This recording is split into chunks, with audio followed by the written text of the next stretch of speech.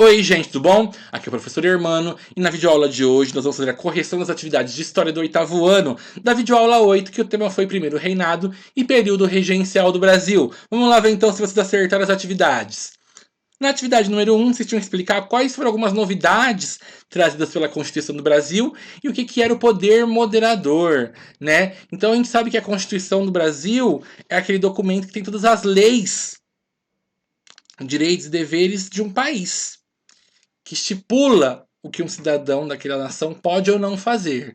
Então a Constituição de 1824, a primeira Constituição do Brasil, né, ela traz algumas ideias novas. Ela determina que o governo ia ser uma monarquia, ou seja, ia ter um imperador, um rei, mas que seria uma monarquia constitucional que tem que depender de obedecer à Constituição, né, as leis escritas anteriormente, que as províncias, né, os estados, como a gente chama hoje em dia, elas iam ter um poder limitado, que elas iam ser administradas por governadores, por presidentes escolhidos pelo imperador.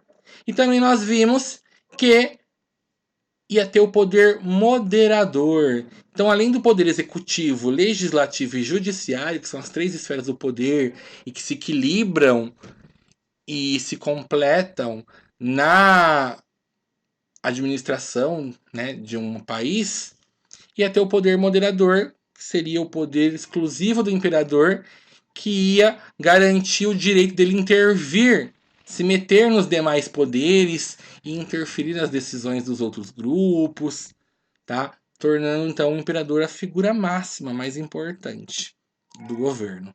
Na atividade 2, é para vocês explicarem que fatores contribuíram para o Dom Pedro I abdicar o trono dele em 1831, a sair do trono dele. Então foram vários fatores que contribuíram para isso, né? Então, a gente pode estar citando que a imagem dele foi se enfraquecendo e ficando cada vez menos popular, porque ele era um governante centralizador, ele era muito autoritário, né? O poder moderador que ele tinha dava poderes para ele fazer o que ele bem quisesse, sem precisar ficar ouvindo as demais pessoas, os demais poderes na tomada de decisão dele. Então, tirando isso, teve a guerra do Brasil contra a Argentina, que foi a guerra da Cisplatina, né, que aumentou a inflação no Brasil, que aumentou os gastos com a guerra, levando a inflação, a falência do Banco do Brasil.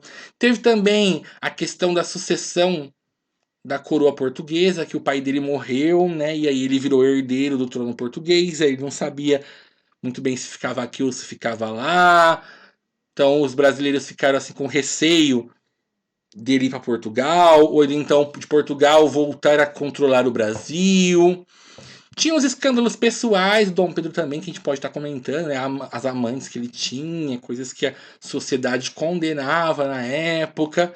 E é lógico também, para finalizar, né, o assassinato do jornalista liberal Libério Badaró, que era um grande opositor dele, falava muito mal do Dom Pedro, publicava coisas no jornal contra ele, e aí quando ele foi assassinado, né, os opositores, os inimigos do Dom Pedro, falou que ele foi o responsável, que ele conspirou pela morte do jornalista.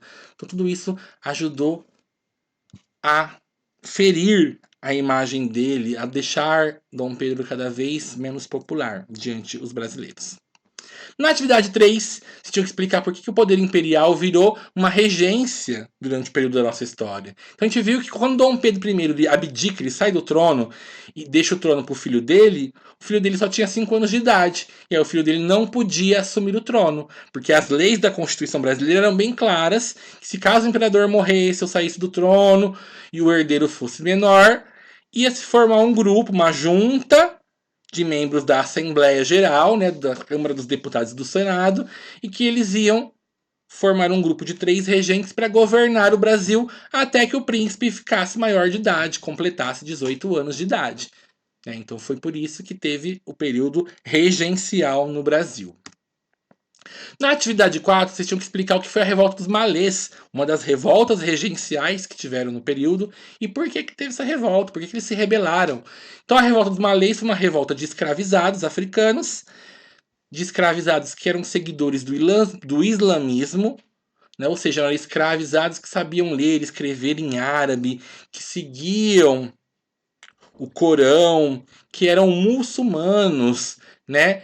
E o objetivo da revolta deles era lutar contra a escravidão, era se rebelar contra os brancos, contra os mulatos, os mestiços que eram considerados traidores, né? Por a escravidão, para acabar, um fim da escravidão. Na atividade 5, vocês tinham que falar por que desencadeou a Guerra dos Farrapos, por que ela começou, quando, quem que foi o líder da Guerra dos Farrapos. Então a gente viu que a Guerra dos Farrapos começou porque os criadores de gado, né, os estancieiros e os charqueiros, os produtores de charque, de carne seca, começavam a reclamar do governo que cobravam altos impostos deles. E aí fazia com que a produção de carne deles, de couro, de charque, saísse com um preço muito caro comparado com o que era produzido no Uruguai e na Argentina. E aí então, um dos fazendeiros ali, dos estancieiros, o Bento Gonçalves, formou um exército, uma tropa, liderou e invadiu Porto Alegre, tirou o governador de lá, que tinha sido nomeado pelo governo regencial, e proclamaram a República no Rio Grande do Sul. E aí esse confronto levou 10 anos para ser resolvido. E para finalizar na atividade 6, você tinha que explicar o que foi o golpe da maioridade. Então, o golpe da maioridade foi o nome que deu à lei aprovada em 1840, que transformou o príncipe Dom Pedro de Alcântara em maior de idade, quando ele tinha apenas 14 anos.